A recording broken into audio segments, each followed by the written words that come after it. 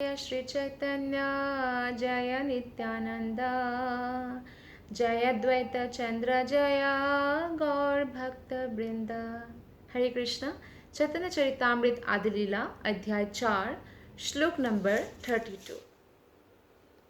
श्लोक नंबर 32। এই সব রস নির্যাস করিব আস্বাদ, এই দ্বারে করিব সব ভক্তের প্রসাদ। ব্রজের নির্মল রাগ শুনি ভক্তগণ, রাগ মার্গে ভজে যেন ছাড়ি ধর্ম কর্ম। अनुग्रहाय भक्तानां मानुषं देहमाश्रितः, भजते तादृशिः क्रीडाया श्रुत्वा तत्परो भवेत्। तो अभी हम श्लोक नंबर 5 भी पढ़ लेते हैं। भवेत् क्रिया विधि लिशेहा कय, कर्तव्य अवश्य अन्यथा प्रत्यवाय।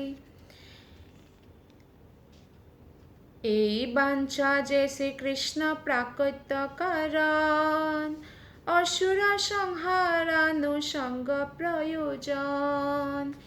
এই মত চৈতন্য কৃষ্ণ পূর্ণ ভগবান, যুগ ধর্ম প্রবর্তন নহে তার কাম।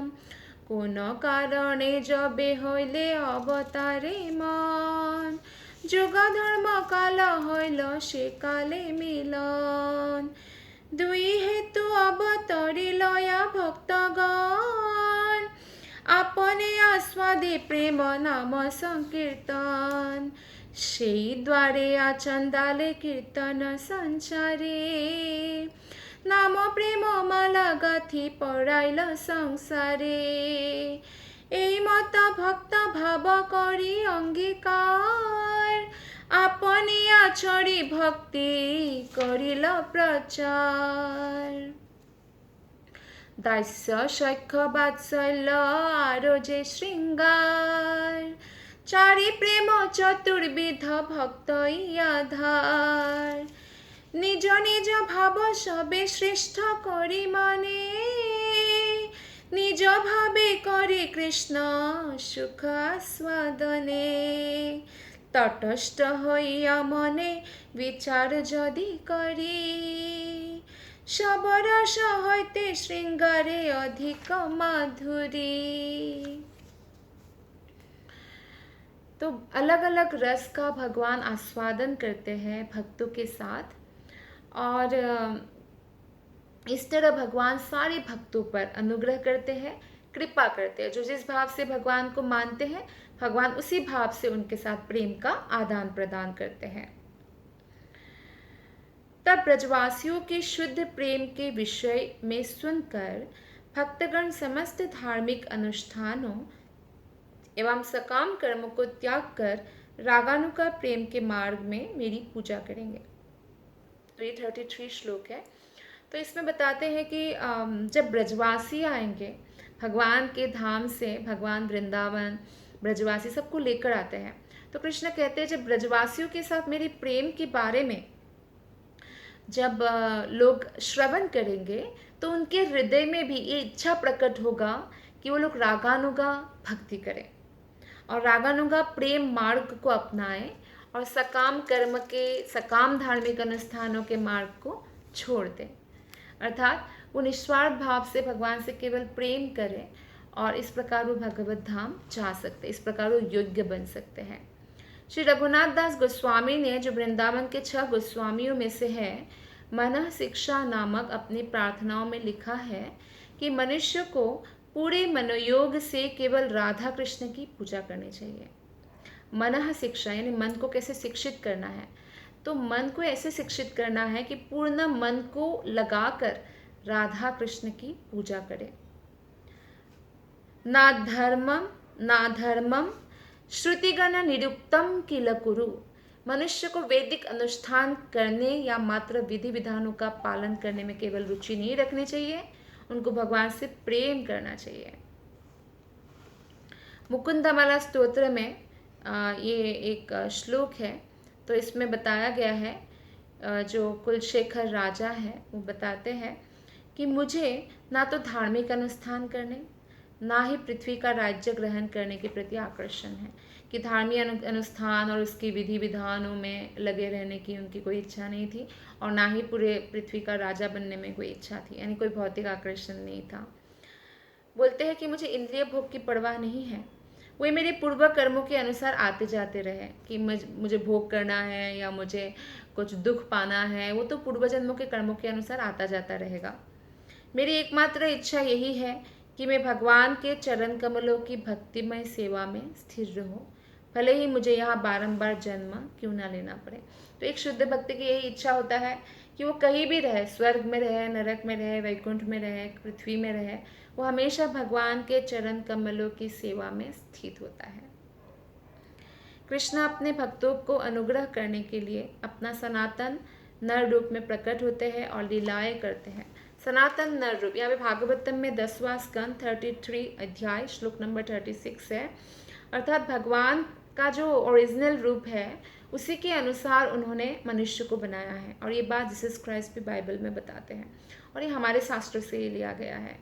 तो एक्चुअली ओरिजिनल जो कृष्ण का जो रूप है, कृष्ण गोविंद, तो उनका 2 हाथों वाला रूप है। 4 हाथ वो वैकुंठ में आके उनका 4 हाथ बनते हैं, या वो अपना विस्तार करते हैं इस तरह से। लेकिन ओरिजिनल कृष्ण कैसे है, वैसे ही रूप है, ऐसे नर होते हैं, तो वैसे ही वो आते हैं और लीलाएं करते हैं। और ऐसे लीला अगर कोई सुन रहे हैं तो उनको तुरंत भगवान की सेवा में लग जाना चाहिए, क्योंकि ऐसे लीला सुनने से क्या होगा, हृदय में भगवान के प्रति प्रेम उत्पन्न होता है। आध्यात्मिक जगत में प्रत्येक वस्तु जो है दोष रहित होता है। जैसे यहाँ पे हर वस्तु में कुछ ना कुछ गड़बड़ या दोष होता है, या कुछ समय रहने के बाद गारंटी भी दे तो वो नष्ट हो जाता है, और हर चीज़ में कुछ ना कुछ दोष होता है। मनुष्य में दोष होता है, आप सब्जी खरीदो उसमें भी कुछ ना कुछ कमियां निकल आती है, कुछ दिन में खराब हो जाती है, तो ये दोष है। लेकिन आध्यात्मिक जगत में कोई दोष नहीं होता, दोष रहित होता है। वहाँ पर हर वस्तु जो है मूल रूप में होती है और काल के प्रभाव से मुक्त रहती है। काल मतलब समय। आध्यात्मिक जगत की परिस्थितियों को काल ना तो बिगाड़ सकता है, ना ही उनमें बाधक बन सकता है। जैसे हमारे यहाँ क्या है, हमारा समय खराब चले तो हमारे साथ कुछ कुछ गड़बड़ भी होता है। और अगर कोई समय आ जाए किसी की मृत्यु का, माता पिता हमारे कितने भी प्रिय क्यों ना हो, वो चले जाते हैं। आजकल यंग एज में ही लोगों को हार्ट अटैक आता है, कुछ कुछ होता है, तो समय उनका हरण कर ही लेते हैं, आयु। तो ये भौतिक जगत में होता है। तो लेकिन आध्यात्मिक जगत में समस्त जीव भगवान की पूजा में व्यस्त रहते हैं, भगवान की सेवा में व्यस्त रहते हैं। आध्यात्मिक जगत में सब कुछ शुद्ध सत्व है। लेकिन भौतिक जगत में क्या है, रजोगुण और तमोगुण से कलुषित रहता है, तो वो सत्वगुण भी शुद्ध, एकदम शुद्ध सत्व नहीं होता है। भौतिक जगत में योनियों में चक्र में मानव योनि सबसे ऊंचा माना जाता है, लेकिन कोई इस सर्वोच्च भौतिक रूप का लाभ उठा सकता है तो वो है मनुष्य। तो इसलिए भगवान की भक्ति करके इस मनुष्य जीवन को सफल करना चाहिए। अलग अलग प्रकार के रस है, जैसे कि शांत, दास्य, सख्य, वात्सल्य, माधुर्य, ये 5 प्रकार के मूल संबंध है भगवान के साथ हर एक भक्त का। तो इनमें से अनेक भावों से जो है माधुर्य संबंध को सर्वोच्च माना जाता है, सबसे श्रेष्ठ माना जाता है, जिसमें भक्तों को सबसे अधिक रस प्राप्त होता है। माधुर्य प्रेम जो है, जिसमें पराक्या रस भी कहा जाता है, वो भगवान कृष्ण तथा उनके भक्तों द्वारा प्रदर्शित अद्वितीय प्रेम की पूर्णता है। अर्थात जब कोई भगवान को देखिए, शांत रस में, भगवान के शांत रस में रहते हैं गैया, लाखोटी, भगवान के वस्त्र आदि। लेकिन भगवान के दास्य रस में रहते हैं, जो भगवान को अपना स्वामी मानते हैं, मालिक मानते हैं, वो भगवान की सेवा करते हैं। भगवान के साख्य रस में होते हैं, जो भगवान मित्र मानते हैं भगवान को अपना। और वात्सल्य रस में होता है जो भगवान को अपना पुत्र मानते हैं। और माधुर्य रस में होता है जो भगवान को अपना प्रेमी मानते हैं। तो समस्त रसों में सबसे अधिक जो आनंद प्रदान करने वाली रस है माधुर्य रस, ये यहाँ बताया गया है। तो तथाकथित भक्तों का एक सहजिया वर्ग है जो भगवान की लीलाओं का अनुकरण करने का प्रयास करता है, और वो भगवान के, क्योंकि कृष्ण ने क्या करके ऐसे खुद भौतिक काम वासना में लिप्त होने का उनको बहाना चाहिए। तो ऐसा किसी को नहीं करना चाहिए, क्योंकि ऐसे कोई भगवान से प्रेम नहीं कर सकता है। सहजियों के कार्यकलाप उन्हें इंद्रिया और मन के भौतिक कलमस में और नीचे गिराने वाले होते हैं।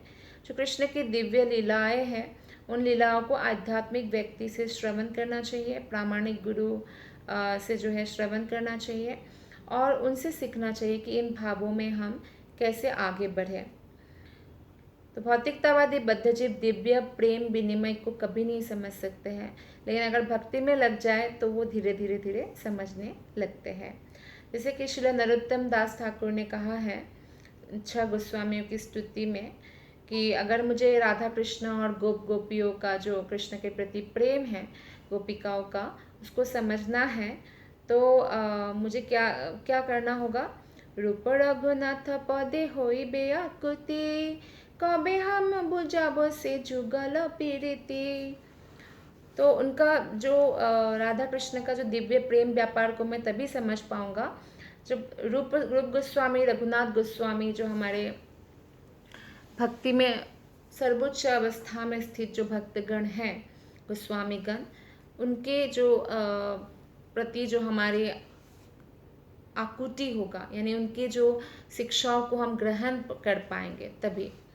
जब तक कोई गोस्वामी की परंपरा के अंतर्गत शिक्षा नहीं लेता, तब तक वो राधा तथा कृष्ण को नहीं समझ सकता।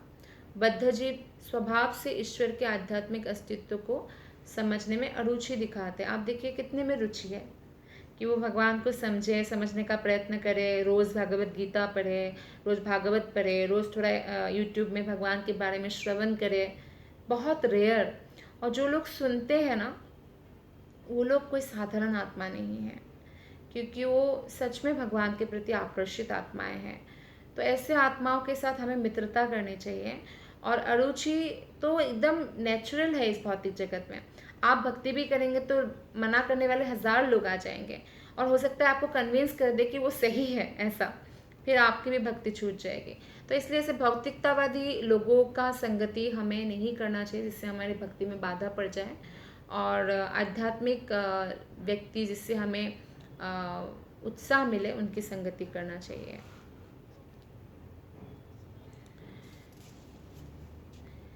तो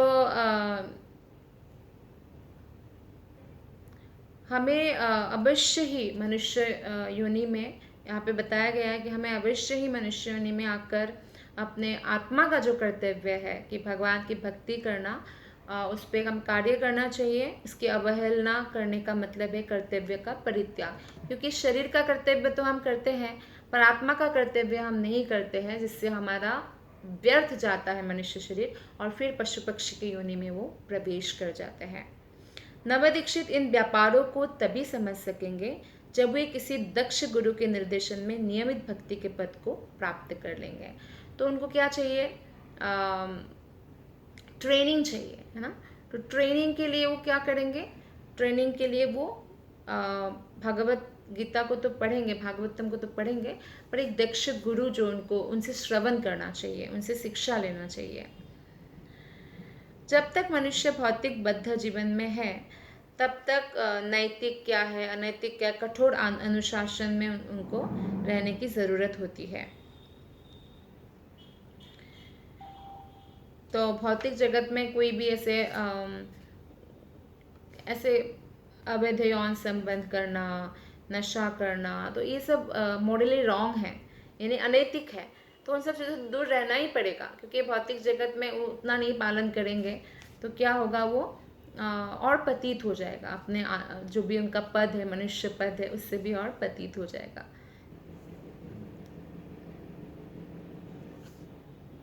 तो राधा कृष्ण की माधुर्य प्रेम को अगर कोई समझता है तो वो तथाकथित पुरुष तथा स्त्री के भौतिक प्रेम के बंधन से मुक्त हो जाता है।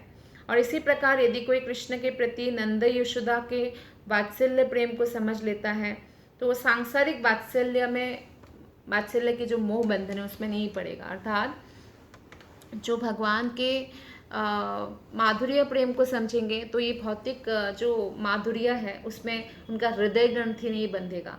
तो बार बार, क्योंकि ऐसा होता है जब ऐसे स्त्री पुरुष एक दूसरे के प्रति आकृष्ट होते हैं, जब हम भगवान से अधिक किसी से प्रेम करते हैं तो क्या होता है, स्त्री पुरुष के बारे में सोचती है, पुरुष स्त्री के बारे में, तो पुरुष में धीरे धीरे स्त्री रस भर जाता है, स्त्री में धीरे धीरे पुरुष रस भर जाता है, तो अगले जन्म में स्त्री पुरुष बनती है, पुरुष स्त्री बनती है। इसलिए ऐसा भी होता है, हस्बैंड वाइफ, वाइफ हस्बैंड, ऐसे बनते रहते हैं। ऐसे ही वात्सल्य अगर हम कृष्ण से नहीं करेंगे तो क्या होगा, जो क्योंकि संतान उत्पन्न होने के साथ ही माता पिता का बहुत ज़्यादा आसक्ति बढ़ जाती है, तो वो आसक्ति बहुत बंधन का कारण है। माता पिता तभी बनना चाहिए और जब हम उनको भक्ति दे सके और भगवत धाम जाने के लिए उनको मुक्त कर सकें। लेकिन ऐसा नहीं कर सकते हैं तो क्या करेंगे, अगर वात्सल्य में फंसे रहेंगे तो वो मोह इतना तीव्र होगा कि हम फिर से जन्म लेंगे, है ना। तो इसीलिए बोला गया है कि यशोदा मैया और नंद बाबा का कृष्ण के साथ जो संबंध है उसको समझने से हम इस मोह से भी, इस बंधन से भी मुक्त हो जाते हैं। अब बंधन से मुक्त होने का मतलब ये नहीं कि अच्छा फिर क्या भाग जाएंगे घर छोड़कर, फिर क्या शादीशुदा लाइफ जिएंगे ही नहीं, फिर क्या, वो बहुत लोगों में ऐसे गलत फहमियाँ हैं क्योंकि उन्होंने शास्त्र पढ़ा ही नहीं है। आप देखिए कितने सारे राजाएं हैं जो कृष्ण के शुद्ध भक्त है, जनक राजा है, अम्बरीश महाराजा है, युधिष्ठिर महाराज है, तो सब लोग तो गृहस्थ में थे, गृहस्थी में थे, फिर भी इतना शुद्ध भक्ति किया। प्रहलाद महाराज है, विभीषण है, रावण के भाई। तो इसलिए कहीं भागने की जरूरत नहीं है, पर हृदय से कृष्ण के प्रति ही सबसे अधिक हमें आसक्ति डेवलप करनी है, तभी हम भगवत धाम जा सकते हैं। तो यदि कोई कृष्ण को अपना सर्वोपरि सखा मान लेते कि कृष्ण से बड़ा सखा मेरा कोई भी नहीं है, तो उसके लिए भौतिक मैत्री निरर्थक हो जाएगी। तो भौतिक मैत्री के पीछे वो नहीं भागेंगे या अपने आप को अकेला कभी महसूस नहीं करेगा। तो जैसे संसारी मैत्री में क्या होता है, बहुत लोग धोखा देते हैं, झगड़ा हो जाता है, उससे उनको निराशा उत्पन्न नहीं होगा। यदि वो कृष्ण के सेवक बनने के भाव के प्रति आकृष्ट होते हैं कि कृष्ण मेरे मालिक है, मैं सेवक हूँ, जिसको दास्य भाव कहते हैं, तो उसे भौतिक स्थिति की पतित अवस्था में भौतिक शरीर की सेवा इस झूठी आशा के साथ नहीं करनी होगी कि भविष्य में वो स्वामी बनेगा। देखिए, हर कोई स्वामी बनना चाहता है, स्वामी मतलब मालिक, मैं बॉस बनूंगा, मैं बॉस बनूंगा, मैं बॉस बनूंगा। तो ये जो भावना है उसी के कारण जो है वो इतना समय वहाँ पे लगा देते हैं कि भक्ति करने के लिए टाइम ही नहीं बचता। तो फिर उस भावना से वो मुक्त हो जाएगा अगर वो भगवान श्री कृष्ण को अपना बॉस मान ले कि हाँ ये मेरे स्वामी है, असली स्वामी, इन्हीं से ही सब कुछ जो है परिचालित होता है। ऐसा जो शांत रस में कृष्ण की महानता का दर्शन करता है उससे निर्विशेषवादी या शून्यवादी दर्शन की तथाकथित मुक्ति की आवश्यकता नहीं पड़ेगी। तो शांत भाव में वो फिर भगवान कृष्ण के ही भक्त बनेंगे। यदि वह कृष्ण की दिव्य प्रकृति द्वारा आकृष्ट नहीं होता है तो फिर वो भौतिक भोग द्वारा अवश्य आकृष्ट होगा। तो या तो कृष्ण के प्रति आकृष्ट होगा, नहीं तो भौतिक भोग के प्रति हमेशा आकृष्ट रहेगा। पाप तथा पुण्य कर्मों के बंधन में हमेशा पड़ता रहेगा और भौतिक जगत के बंधन से वो मुक्त नहीं हो सकता। तो आगे 36 और 37 श्लोक में बताया गया है, जिस प्रकार ये इच्छाएं श्री कृष्ण के प्राकट्य के मूल कारण हैं और असुरों का वध मात्र प्रासंगिक आवश्यकता होती है, उसी प्रकार पूर्ण पुरुषोत्तम भगवान श्री कृष्ण चैतन्य द्वारा युग धर्म का प्रवर्तन प्रासंगिक है। अर्थात जब भगवान श्री कृष्ण स्वयं भक्त रूप में चैतन्य महाप्रभु के रूप में आते हैं 500 साल पहले, तो कृष्ण जब आते हैं वो असुरों का संहार तो करते हैं, लेकिन वो प्रासंगिक है, वो साथ के साथ हो जाता है। मेन तो उनका वो है कि अपने भक्तों को आनंद प्रदान करना, अपने भक्तों के लिए आते हैं वो।